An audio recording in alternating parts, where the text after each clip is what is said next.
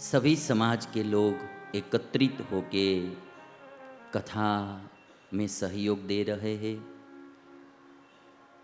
जलाराम बापा का जो मंडल है, जलाराम मंडल, उनका भी एक कथा में बहुत सहयोग रहा। जलाराम बापा हमारे गुजरात में ऐसे महापुरुष हुए, दिव्य चेतना थी। उनके मंदिर में बोर्ड लिखा हुआ रहता है कि यहाँ किसी को कोई भेंट देने की नहीं है।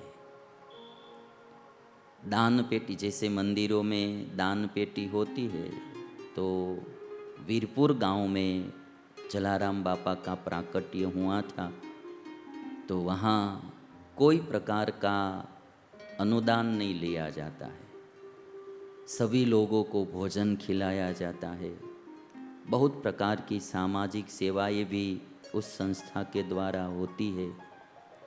बस देने की ही भावना है और अच्छे अच्छे कार्य जलाराम परिवार द्वारा होता रहता है। पैसा मांगते नहीं है, पैसे की कमी भी नहीं होती है कभी भी। पैसे की कमी कभी भी नहीं होती है।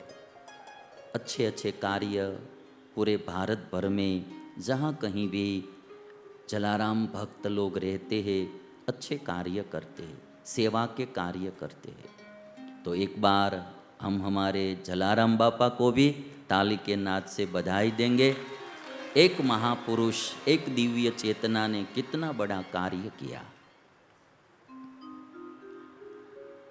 और जो हमारे बहिना है, बहुत अच्छी यहाँ फूल से विविध प्रकार के कलर से रंगोली बनाती है। एक बार उनकी सेवा को भी हम करतल ध्वनि से बधाई देंगे।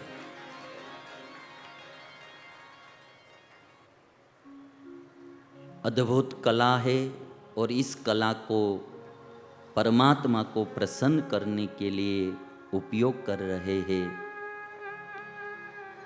इंसान के पास सत्ता भी होती है, संपत्ति भी होती है, कला होती है, बुद्धि होती है, कुछ न कुछ इंसान के पास होता है। उसका दो तरह से उपयोग होता है, एक ईश्वर को प्रसन्न करने के लिए और एक अपने मौज मजा के लिए। अपने पास जो कुछ है वो ईश्वर को प्रसन्न करने के लिए उपयोग करते हैं, तो यही भगवान की भक्ति है। भगवान के लिए कुछ भी करना, भगवान को प्रसन्न करने के लिए कुछ भी करना, वही भगवान की भक्ति है। हमारे स्वामीनारायण संप्रदाय में ऐसा कहा जाता है कि एक गरीब लड़का था, तो कोई न कोई वाजिंत्र बजाता था। तो वाजिंत्र बजाता है तो कोई 1 रुपया 2 रुपया देते थे और अपना जीवन निर्वाह करता था। एक दिन दादा बापू के दरबार में स्वामीनारायण भगवान विराजमान थे और वो गरीब का लड़का अपना वाजिंत्र लेकर आया और बजाने लगा। स्वामीनारायण भगवान उस लड़के के दिल की भावना जान गए और स्वामीनारायण भगवान ने कहा कि तुम क्यों बजा रहे हो? मैं कोई रुपया वुपया देने वाला नहीं हूँ, मैं कोई पैसा नहीं दूंगा, आप क्यों बजाते हो फालतू? तो गरीब का लड़का इतना बोला कि स्वामीनारायण, मैं पैसे के लिए नहीं बजाता हूँ, मैं आपको भगवान जानता हूँ, इसलिए आपको प्रसन्न करने के लिए बजाता, प्रसन्न करने के लिए बजाता। और तब स्वामीनारायण भगवान इतने प्रसन्न हुए, जो कुछ गहने पहने हुए थे स्वामीनारायण भगवान ने, वो उतार के उस लड़के को दे दिया। और 200 साल पहले उस जमाने में जो क्षत्रिय लोग स्वामीनारायण भगवान के साथ रहते थे, तो घोड़े पर घोड़ा रखते थे, सब अश्व पर सवारी करते थे, मूल्यवान अश्व रहता था। तो हमारे सुरा खाचर ने किसी से कहा कि हमारे अश्व को छोड़ दो, नहीं तो आज भगवान इतने प्रसन्न हुए हैं, हमारे अश्व को भी इस लड़के को भेंट में दे देंगे। तो हमारे पास कुछ है, उसका उपयोग हम यदि भगवान को प्रसन्न करने के लिए करेंगे, यही हमारी भक्ति है। तो जो हमारी बहिना अच्छी अच्छी यहाँ रंगोली बनाती है, एक बार फिर से उनकी सेवा को भी हम बधाई देंगे। और नारी शक्ति है, वो एक अद्भुत शक्ति है। हमारी भारतीय संस्कृति में नर और नारी में समानता की बात पहले से आ रही है। भारत देश को समानता की बात सिखलाने की ज़रूरत नहीं है। यहाँ राम की पूजा होती है तो साथ में सीता जी की भी पूजा होती है। यहाँ कृष्ण की पूजा होती है तो साथ में राधा जी की भी पूजा होती है। शिव जी की पूजा होती है तो साथ में पार्वती मैया की भी पूजा होती है। यहाँ हमारी संस्कृति में पहले कहा गया मातृदेवो भव, बाद में कहा गया पितृदेवो भव।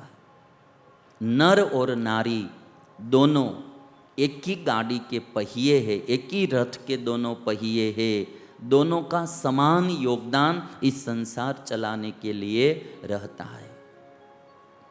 और कोई ऐसा मानता है कि नर नारी की समानता की बात भारत में कम है, तो ये बात गलत है। क्योंकि आज दिन तक अमेरिका में कोई भी नारी अभी तक राष्ट्रपति नहीं हुई है। आप इतिहास देख लेना, अमेरिका में अभी भी कोई भी नारी राष्ट्रपति नहीं हुई है। और हमारे भारत में राष्ट्रपति भी नारी होती है, वड़ा प्रधान यानी प्रधानमंत्री भी होती है, चीफ मिनिस्टर भी होती है। सभी क्षेत्रों में नारी का पूरा योगदान हमारे भारत देश में रहा है। और परिवार को, सबसे बड़ी बात जो नारी शक्ति की है, पूरे परिवार को संस्कारी बनाना, उसमें जितना महिलाओं का योगदान होता है उतना किसी का नहीं होता है। अपने पति को भी संस्कारी बना देती है, अपने बच्चों को भी संस्कारी बनाती है। और मुक्ति के मार्ग में, मोक्ष के मार्ग में, धर्म के मार्ग में सबसे ज़्यादा बहना लोग सेवा भी करती है और आगे बढ़ती है। तो आज ये सभी यजमानों, सभी लोगों के सहयोग से हमारी वाल्मीकि रामायण की कथा चल रही है। रामचंद्र भगवान के दरबार में लव और कुश वाल्मीकि रामायण का गान कर रहे हैं। कल हमने सुना कि एक कैकेयी के कारण राम को वनवास मिला है।